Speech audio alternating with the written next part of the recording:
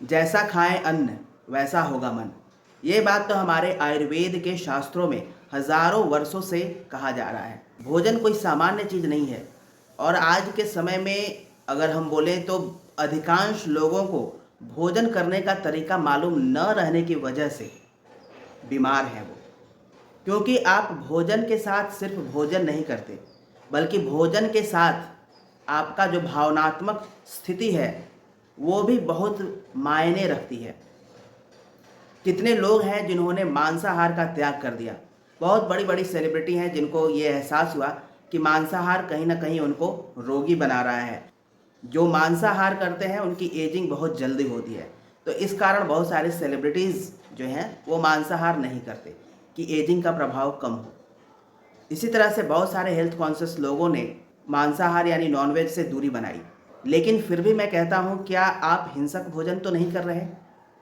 आप वेजिटेरियन होके भी हिंसक भोजन कर सकते हैं, क्योंकि योग में कहा गया है कि साउंड ईटिंग होनी चाहिए। यानी कि जब आप खाना खाएं तो आप पूरी तरह से आपका जो ध्यान है वो खाने की तरफ ही होनी चाहिए।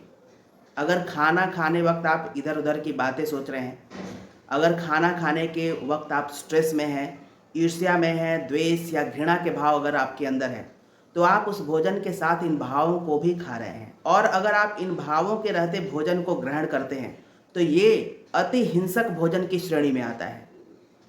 ये जो भोजन है ये तो मांसाहार से भी ज़्यादा घातक है, क्योंकि मांसाहार में तो लोग दूसरे जीवों का मांस ग्रहण करते हैं।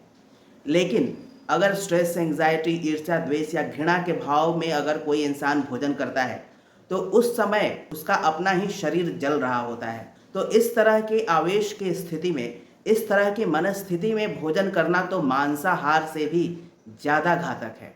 प्रख्यात दार्शनिक हार्नोव का कथन है कि हिंसक भोजन का एकमात्र अर्थ मांसाहारी भोजन ही नहीं है, वरन ये भी है जब आपकी भावदशा भोजन करने के योग्य न हो।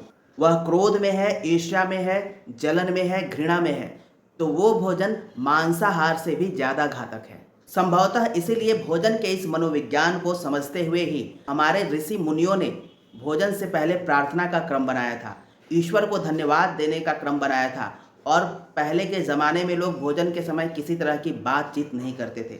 आज तो लोग भोजन करने के साथ अपने फेवरेट वेब सीरीज़ या मूवी या सीरियल्स को देखते हुए जब भोजन करते हैं तो वो जो भी सीरियल्स वगैरह में दिखाया जाता है उसी तरह के थॉट चलते हैं, यानी कि वो साउंड ईटिंग नहीं करते। और ये भी एक बहुत बड़ा कारण है कि आज लोग हेल्दी खाकर भी बीमार हैं, क्योंकि वो भोजन के साथ साथ अपनी भावदशा भी खा रहे हैं।